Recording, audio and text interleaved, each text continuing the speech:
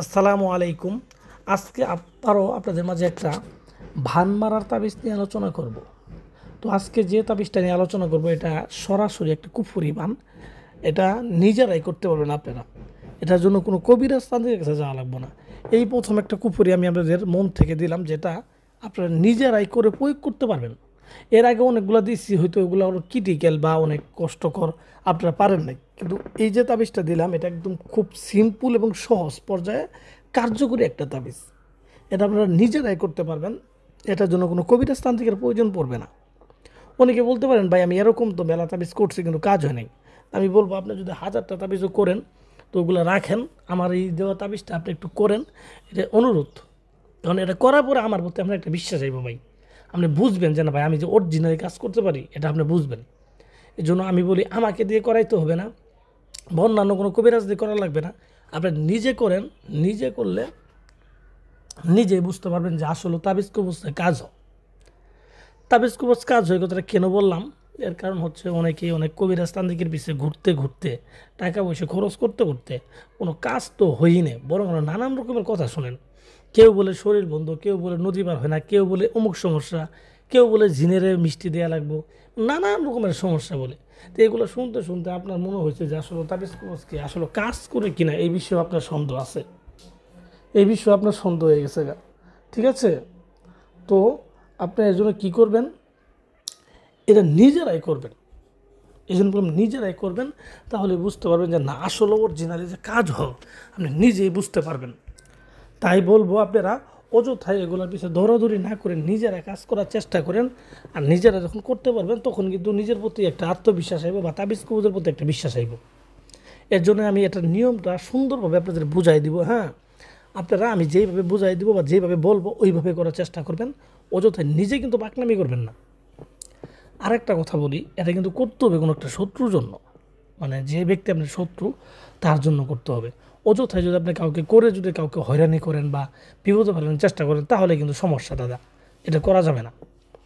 এটা করলে যে হবে না বা করলে যে মানে অনিয়মভাবে করলে হবে না এরকম বিষয় না, হবে, কিন্তু এগুলো আসলে মানে এক মানবতার বাইরে।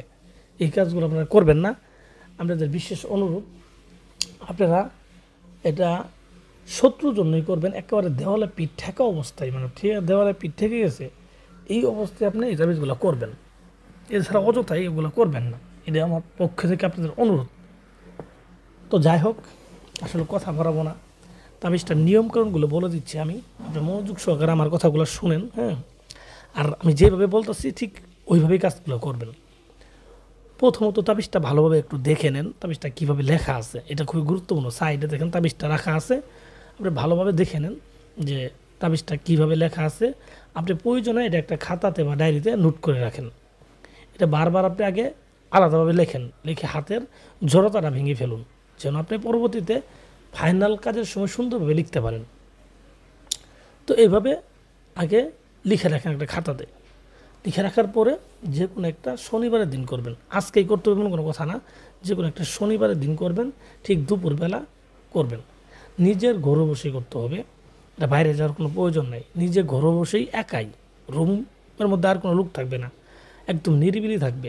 হ্যাঁ, আপনার সামনে যাই নামাজ বিছাবেন, আগরবাতি মোমবাতি এগুলো ধরাই নেবেন, নিজের শরীরে সুগন্ধি মাখবেন, মাইখি তাবিজটা লেখা শুরু করবেন।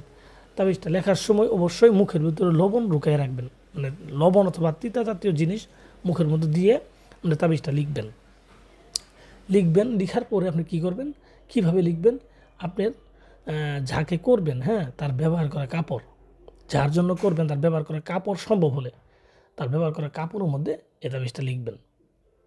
এটা লিখবেন আপনি শ্মশানের কয়লা দিয়ে, চিতা পোড়ায় যে শ্মশানে, হ্যাঁ, ওটা যে কয়লা থাকে এই কয়লা দিয়ে আপনি এটা লিখবেন। লিখার পরে যে নিয়মে নিচে নামগুলো দেওয়া আছে, যেখানে নামগুলো দেওয়া আছে ওই জায়গায় নামগুলো আপনি লিখে দেবেন। যাকে করবেন তার নাম, তার বাবার নাম, হ্যাঁ, ছেলে হলে বাবার নাম আর মেয়ে হলে মায়ের নাম, এটা তো অবশ্যই জানেন। এবং নামগুলো অবশ্যই আরবিতে লিখে দিবেন। তো লিখে দেওয়ার পর তাবিজটার মধ্যে আতর দিবেন, আগরবাতির ধোঁয়া দিবেন। হ্যাঁ, এবং তাবিজের কিছু সদকা জারিয়া দিবেন, মানে টাকা পয়সা দিবেন। হ্যাঁ, ওই যে আদি মাদি এগুলো তাবিজের মধ্যে দিবেন। দেওয়ার পরে তাবিজটা লাল কাপড় দিয়ে একটা পেঁচায় ফেলাবেন, লাল কাপড়, লাল কাপড় দিয়ে সুন্দর করে পেঁচায় ফেলবেন। পেঁচায় ফেলার পরে এই তাবিজটাকে যে কোনো একটা বাথরুমে ফেলাই দিবেন। হ্যাঁ, কোমোটের মধ্যে একেবারে যদি পারেন 70 বাড়িতে যদি ফেলাইতে পারেন আরও ভালো হবে। আর না পারলে হ্যাঁ যে কোনো একটা বাথরুম বা পাবলিক বাথরুমে ফেলানোর চেষ্টা করবেন, দেখবেন কাজ হয়ে যাবে, একেবারে গ্যারান্টি।